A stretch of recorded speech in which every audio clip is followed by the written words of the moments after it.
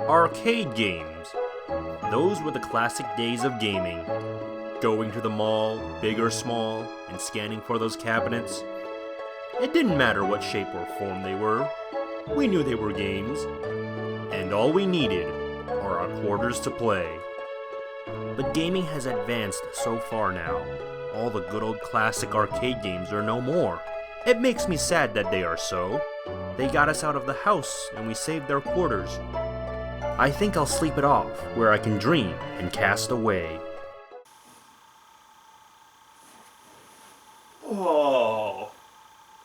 Oh hey, I'm WizWorld100.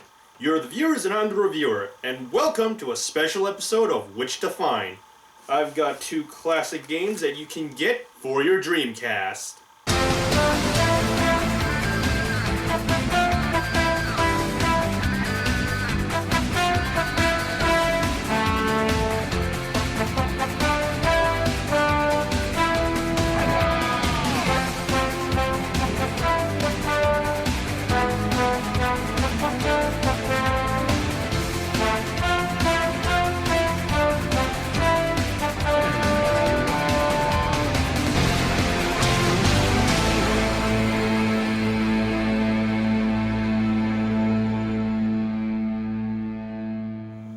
First, we'll take a look at Zombie Revenge.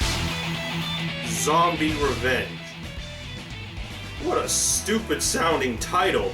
And the cover even looks like a fudging joke too. I mean, look at it. But guess what? This is actually the arcade game that I've been looking for since 1999. It's one of those things where when you're a little kid, you remember playing this really awesome game back then, but you didn't know what it was called or you didn't even know how to read it, but you remembered how awesome the gameplay was. And that's what made finding Zombie Revenge really, really difficult. And the silly asshole name didn't help. Originally, Zombie Revenge was titled Blood Bullet, The House of the Dead Side Story. I don't know why they changed it, because I probably would have had a better chance finding that. But then later on, it was Zombie's Nightmare, and then they settled on Zombie Revenge. But luckily for me, I finally took a look at the gameplay footage for Zombie Revenge, and I found it!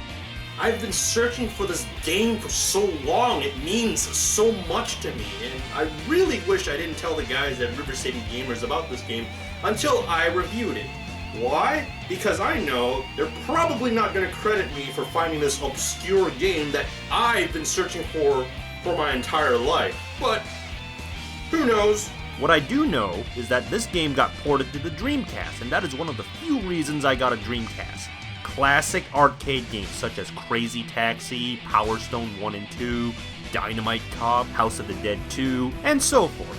And speaking of House of the Dead 2, these games are actually connected. Zombie Revenge is actually a spin-off of House of the Dead 2. Using the same sound effects, music, and the fact that you see the Ass Mambo Society in the game, and using the first House of the Dead mansion as its level.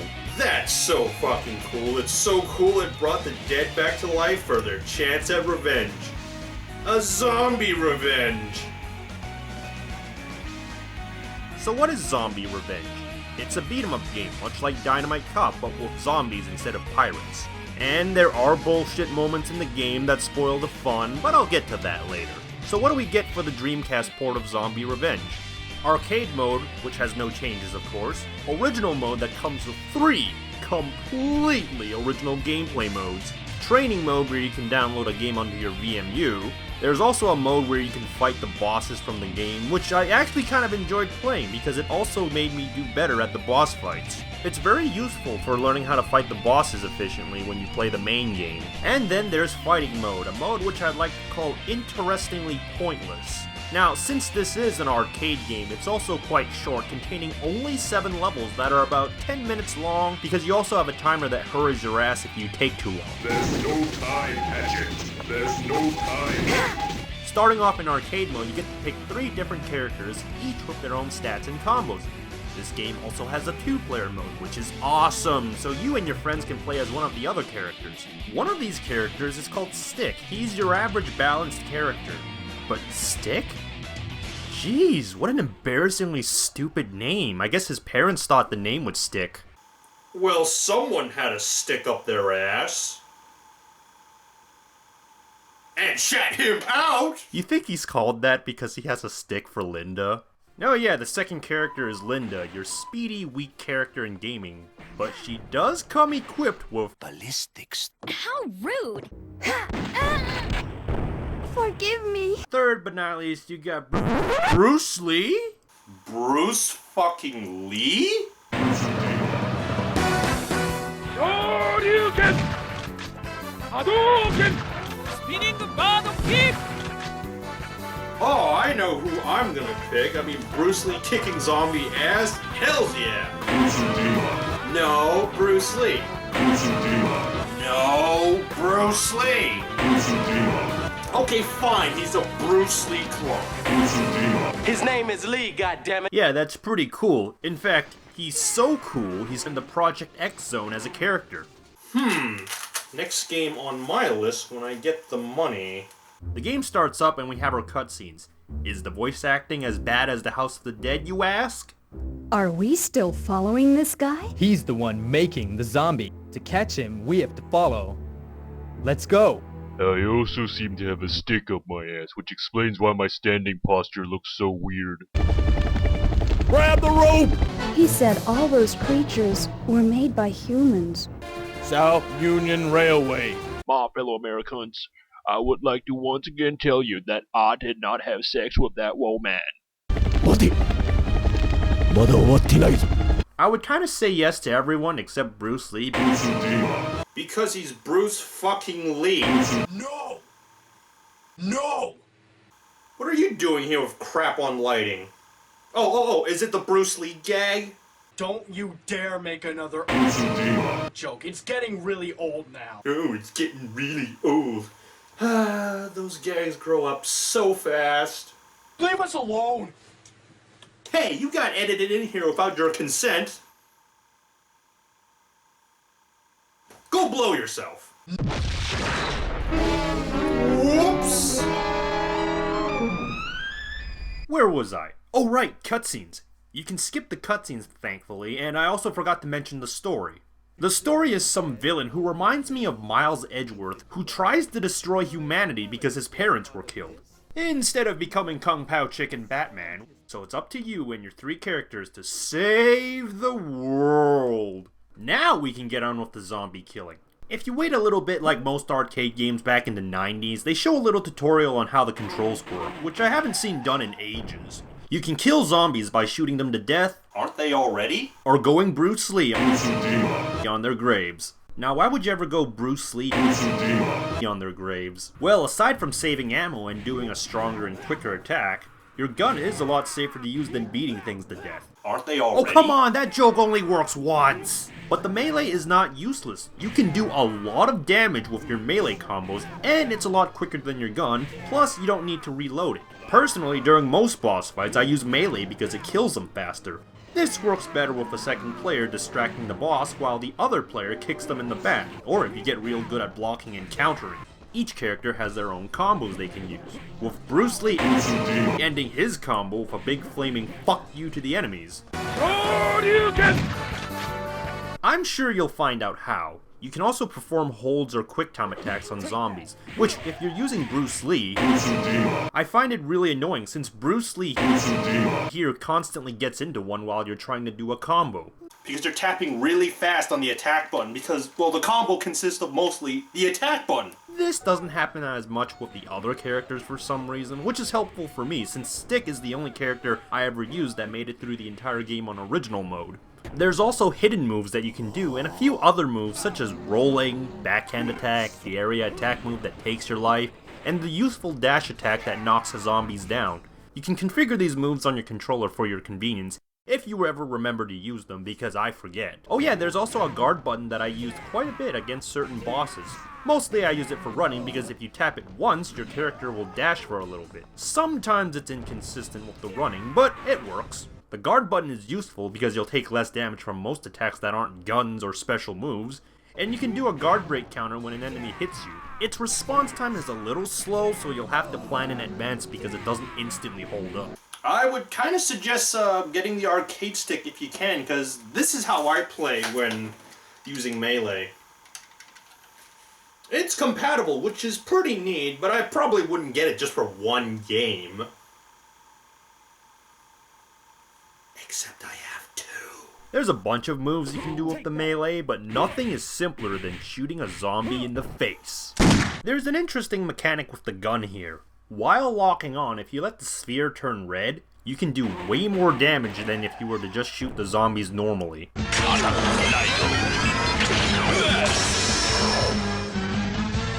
And if you fire at the right time, it will knock the zombies down. If you see them go flying, you know you got it. Though it doesn't hurt to just shoot normally, because it can also stun the zombies for a bit to prevent them from attacking you.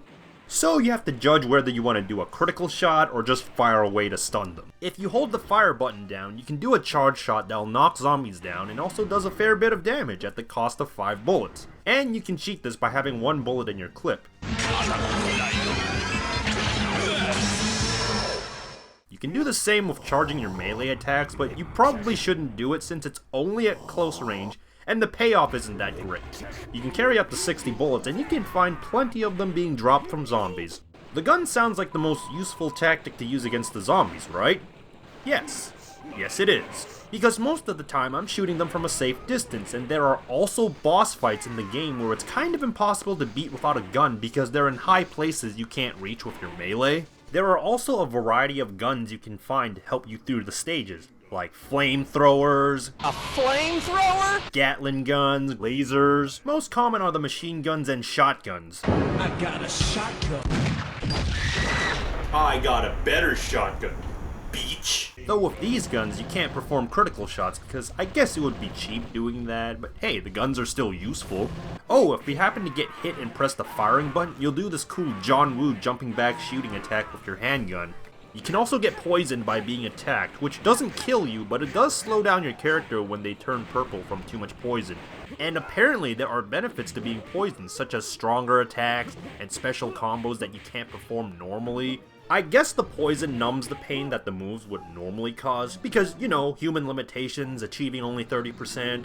But I wouldn't think being poisoned would have had any positive benefits if you didn't tell me. Luckily, zombies have antidotes that they drop to cure you of being poisoned, and they drop plenty of these. So how exactly did they turn into zombies in the first place if they had these antidotes? Or does it only appear once infected? Let's not think about that and move on. There's gotta be something bad I can find in this game. Oh wait, the camera. It's not the worst game camera. For the most part it does its job well, though there are moments where it really sucks, but for the most part it's placed pretty well. Well that sucks, this game sounds almost perfect. Oh wait, there's that glitch that freezes your game, or at least it freezes mine. After beating the flying fucker on the train, if you don't wait for the prompt to pop up and you stand in the hotspot to the next area, the game will freeze and you have to start all over. Of course, when I tried to catch that during the recording, it didn't show up, but I thought I'd mention it if you happen to come across it. Speaking of the game prompting you, this is also why the game is so short, because the game gets your ass moving, and if you let time run out, the game designers send their monster to blow you up.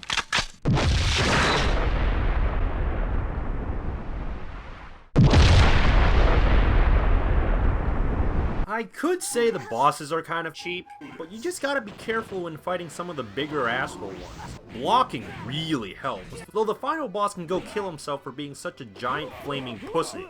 Oh wait, false advertisement on the back. It said there's a branching path and there was none that I found, and secret areas don't count because you just come out the same way you went in, and those cards you find early on only affect what the final boss does for attacks. The game is still fun though, so it doesn't really pull the game back, it's just, that was a fudging lie. You know what?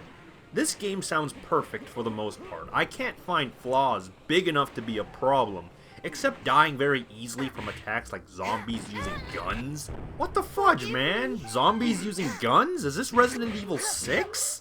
And especially bosses. The game gives you 15 credits right off the bat in arcade mode, and 8 in original mode, and you really can't get any more to play. I wish it did the Ikaruga life system. Also, setting the difficulty to easy didn't seem to change anything from normal. I would also complain about the fudging controls, but they're not bad at all, and not bad enough to warrant a good bashing. Oh wait, this skit right here. I got a shotgun. Eat reindeer bullets, you.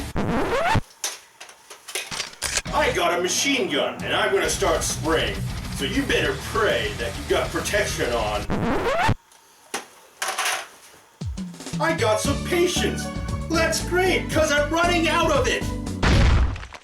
Okay, it's not a big problem, but I think this is an issue I should bring up. You pick up weapons by either pressing the melee button or the shooting button. Okay, makes sense. But the problem with this is, you pick up weapons with the melee or the shooting button. Okay, the problem here is most of the time I'm trying to attack the zombie, but then there's a weapon on the ground and I pick it up by accident and I get hit in the face for it instead of punching his face. Does this happen often?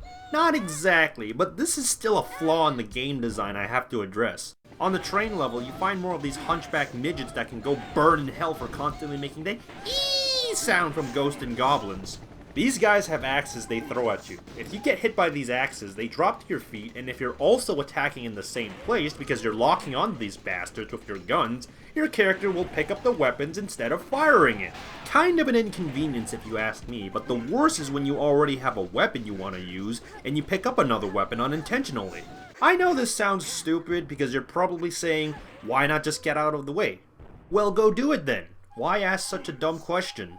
Long story short, it's inconvenient when it happened, and it doesn't happen that often, but be wary of it. Also, attacking small enemies like the bats and the midget boss without a gun is a major pain in the ass.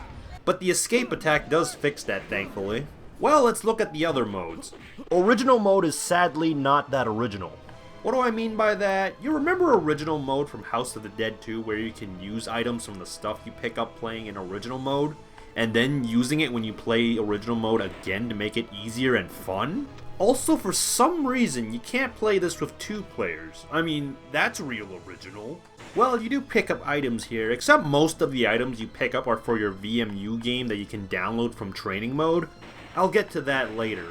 Normal mode plays exactly like arcade, except it has food items to collect for your VMU, and whatever settings you applied in the option does not apply here, or at least none that I notice, and that's about it. Well, that's pretty normal. But original mode does have 2 other modes. Gun mode, which greatly increases your firepower at the cost of making your melee attacks really weak, and also limiting you to 1 clip. This mode is the easiest way to beat this game because of the big advantage with guns. And bare knuckle mode, which I refer to as suicide mode. Your melee attacks are stronger, but you can only punch, and whatever gun you pick up does jack shit. You remember when I mentioned about the guns being useful? Yeah, the reason why I call this the suicide mode is because without guns, some of these bosses that are flying are probably gonna kick your ass first if you're not good with melee and blocking. Going back to the menu, there's also versus boss mode, which is obviously fighting all the bosses from the game, and it's actually pretty fun, and I also recommend playing it just so you can get good at fighting the bosses, like I said earlier. Then there's fighting mode, where you pick your characters and they knock each other out. I call this the interestingly pointless mode. I mean, it's interesting, but what's the point?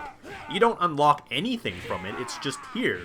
I mean, it looks like they were trying to experiment with a fighting engine, and it's pretty interesting, but I don't know why it's in this game. I mean, you could get the CPUs to fight each other, and that's kind of amusing for a little bit. And now that I look at it, it kinda looks like they were trying to do what Power Stone did, with the whole moving around the map and grabbing items and stuff. Last mode aside from the options is training mode, and this is where you download the Zombie Revenge VMU game onto your VMU. And all the food item you collected in original mode gets put in here. Well, not all of them. Please change battery. Alright, the fucking VMUs. God damn it, I hate these things. These things drain so much battery power. You're better off taking the batteries out of the thing so that you can use it next time. That's my advice. Luckily, you can still use it as a memory card without the batteries, so you don't need the batteries in it 24/7. Well, it's kind of a problem because I actually want to play the VMU games. Do you get anything from playing this game? Well, if you get a high score in the game, you can actually unlock infinite continues in Zombie's Revenge. For once, a high score actually does something, but I can't play it because the batteries drain like in an instant, and I don't even know how high of a score I need in order to unlock it either. That's pretty helpful considering how difficult the game can get unfairly at points. I haven't unlocked it because I don't know how high your score needs to be, and because the VMU drains the battery like a bitch, I didn't get to play it that much. Also, you're supposedly able to unlock free play for arcade mode if you beat all the original modes. Well, you know what? I actually did magically beat all 3 modes, and nothing happened!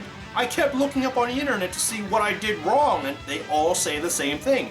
Beat all 3 modes and unlock free play.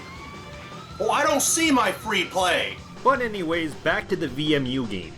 It's like a Tamagotchi game where you play on your VMU, which is kind of amusing, but there is a purpose for playing this. The food you get is to feed the fucker you chose, and in this case, the fucker I chose was Bruce Lee. Oh, shut your fucking face! Anyways, after feeding your fucker, you can play 2 games with them. Zombie Fishing and Zombie Doubt. I'm sure I don't need to tell you what fishing is, but you press the corresponding button to catch your zombie. In Zombie Doubt, you try to memorize the signs that your characters show and pick out the one piece that doesn't belong there, which got me confused the first time I was playing. You also train your fucker so that you can use them in fighting mode. Because I bought this game for the fighting mechanics! No, it's not bad, it's actually pretty fine, but I'm here for the zombie killing. And that's Zombie Revenge. It's a great game from the arcade and it still looks good and plays good. It's got 2 players for arcade, and if you need a reason to get a Dreamcast, this game is one of them. Next we have Dynamite Cop.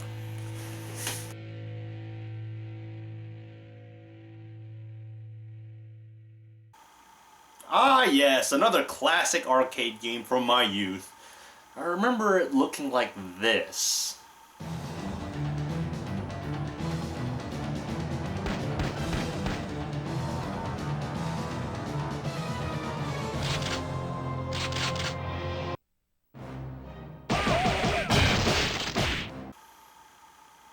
It's so nostalgic that people were pissing themselves onto the screen in excitement.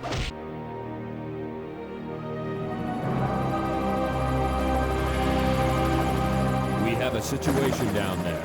Some modern-day pirates have hijacked a huge cruiser. They're holding 2,000 hostages inside, including the president's daughter. We have to invade the ship, clear the pirates, and rescue the hostages, especially the president's daughter. You never actually save any civilians in this game, only the president's daughter, which looks like a goblin. Thank you for saving my life again. Ah! The plot is, The president's daughter has been captured by pirates. so the president gets captured by ninjas, and the daughter gets captured by pirates. Huh. You think it runs in the family like the father running for president? Hey, is that the same ship that Lester the Unlikely was on before it got attacked by pirates? Most would say... Most unlikely.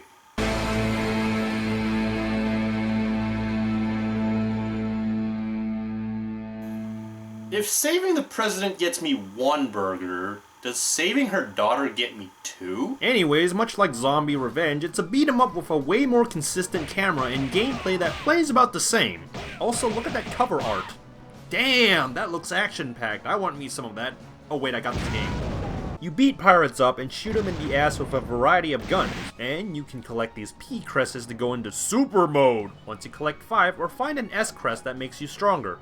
Also, another thing in the game is, the more beat up your character is, the more clothes that fall off. I think I know who we would all like to pick. You also magically get your clothes back when you heal up, which is kind of amusing actually. So there's 3 characters you can pick, just like Zombie Revenge, each having their own movesets. Eddie's moveset is badass, just look at that Street Fighter copy. While on the subject of characters, Bruno Delinger is also going to be a character in Project X Zone. Huh, what a coincidence. This game is pretty crazy. You fire anti-tank missiles at people and what the heck? Chester a bum?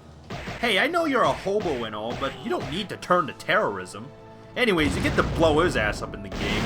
The bosses are pretty generic, save for the octopus, which you just punch the shit out of, and... In the name of good taste, let's not make a tentacle rape joke. Moving on. The game has 6 missions, 3 of which are unlocked when you beat the first 3. Each mission is pretty much the difficulty of your game, such as Mission 1 having infinite continues, and as you play the other modes, you get less and limited continues. Mission 4 to 6 are the same as 1 to 3, only harder and only 1 life. There's no time limit, but there is one in one of the missions. One thing I remember from this game are the quick time events where if you press the right button, you can bypass some areas without having to fight whatever the hell is in there, and not lose health if you had failed. 1, 2, 3. Rider kick.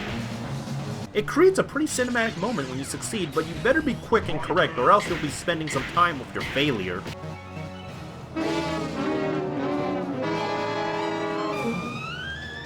But that's not to say you don't get anything beneficial for failing. Some of them have hidden illustrations in them. This game also has a 2-player mode, which makes it fun for all, and this game is meant to be played together. You can hold up enemies with your gun to take items or lock them up instantly. The latter not always guaranteed to work because sometimes they can escape from your holdup. If there was anything that I disliked about the game, it's the dash button. It's kinda stiff. Every time I try to run, I have to do it twice to get it to register. A minor inconvenience, but I'd say it's worth mentioning. Your characters have a bad habit of getting up on tables when you don't want them to, and just like Zombie Revenge, but worse, is they prioritize picking up items over attacking. Boss fights are also unfair because they can block your attacks, and you can't. They're also able to interrupt your combos instantly. The last boss is a fucking bastard to beat because of that. This game is actually, in my opinion, shorter than Zombie Revenge. I'm not sure why, things just seem to finish faster here. There is a previous game called Dynamite Deca, or as most people remember it, the Die Hard arcade game which is only ported onto the Saturn. That kinda sucks, I was hoping it was on the Dreamcast too. There's also a bonus game called the Tranquilizer Gun where you catch animals by tranquilizing them and bringing them back to your truck. Kinda like if Snake Eater had a minigame where Snake caught animals to eat. Oh yeah, some other modes like Versus and Survival, which are okay. Any VMU functionality? Yes, if you hear your VMU beep, there's a hidden illustration nearby that you can pick up to unlock artwork in the art gallery. So what, right? Well, you do unlock a costume that one of your characters can wear. Pretty average, and it adds a little bit of a reason to go back to playing this game, though you have to be pretty precise on some of the spots to make them appear, which can get very irritating when enemies are attacking you or you run out of time for that area.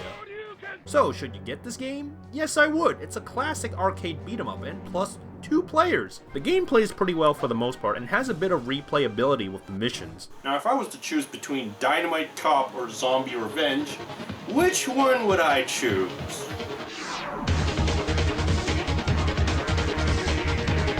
It's judgment time with your judges, Rimu and Marissa. The gameplay between them are solid, but Dynamite Cop has some bullshitty moments such as your character doing things I didn't want them to do, trying to find and trigger the illustrations to come up, trying to grab those health pickups on the dodging scenes, and having rather annoying enemies I don't like. Oh, baby. Oh, ooh, right in the daddy zone. Zombie Revenge does and has those too, but it does it less. Zombie's Revenge for rising up with less bullshit. While both games are short, Dynamite Cop is more replayable than Zombie Revenge. The claim that there's a branching path in Zombie Revenge is just a lie, and once you beat Zombie Revenge, that's kind of it. Dynamite Cop does have branching paths depending on which mission you choose, but only 3 of them, but hey, it's more replayable.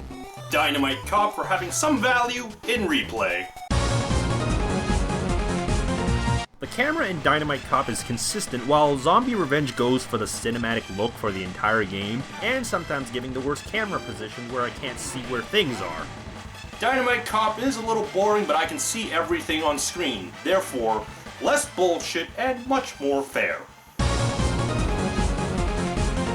Both games have good, fun beat-em-up mechanics, but Zombie Revenge has a block button and a counter system, plus you can wail on enemies and bosses continuously without disrupting the flow. Dynamite Cop, you gotta wait till they get back up, or unless they are higher than you to keep hitting them, which kinda slows things down a bit. Also, the gun mechanics are kinda stiff. Zombie Revenge has a smoother gunplay that works well alongside the beat-em-up mechanics.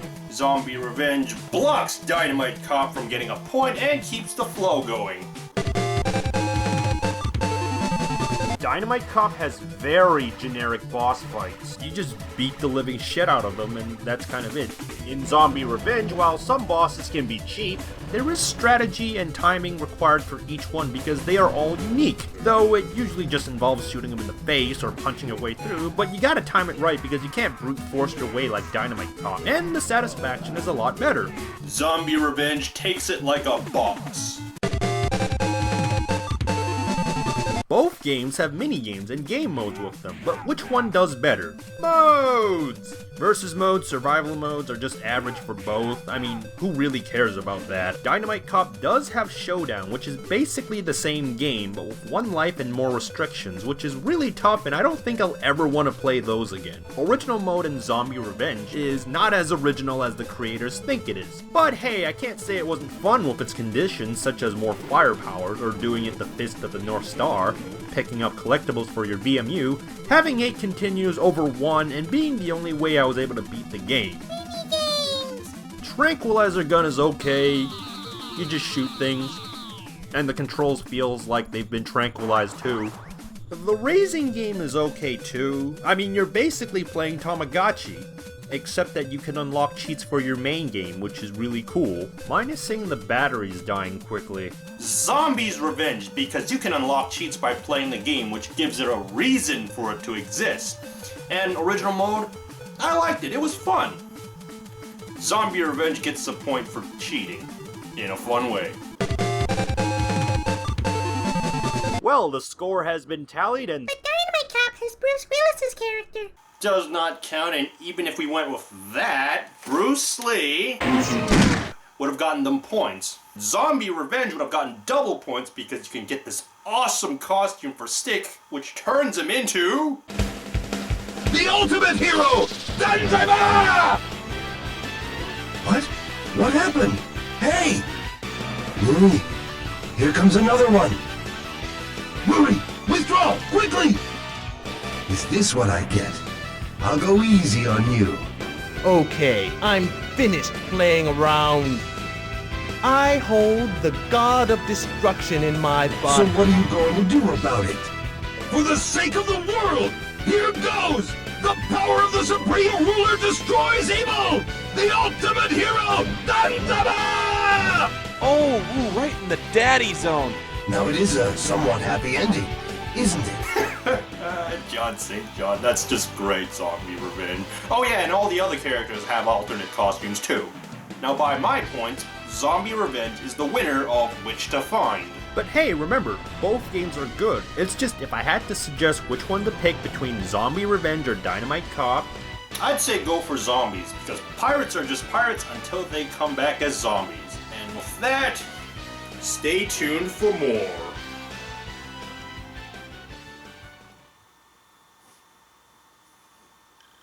Whoa. For a moment I thought I owned a Dreamcast.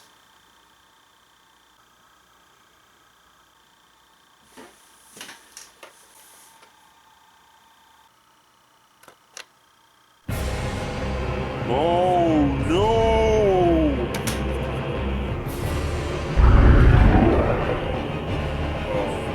No. No, no, no!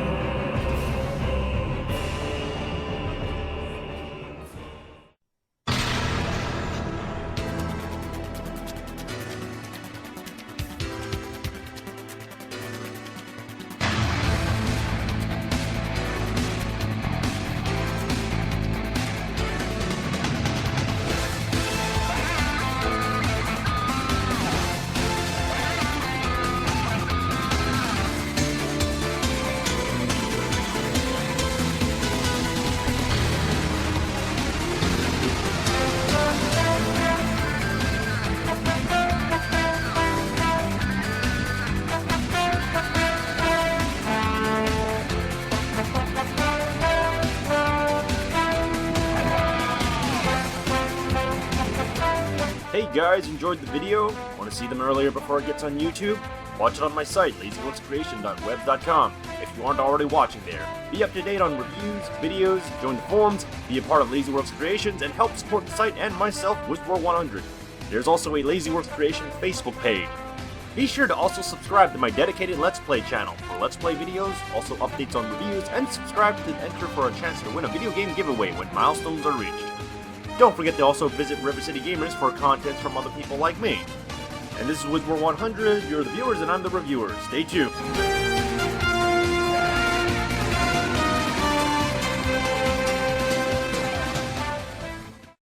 Hey, they're both wearing sunglasses.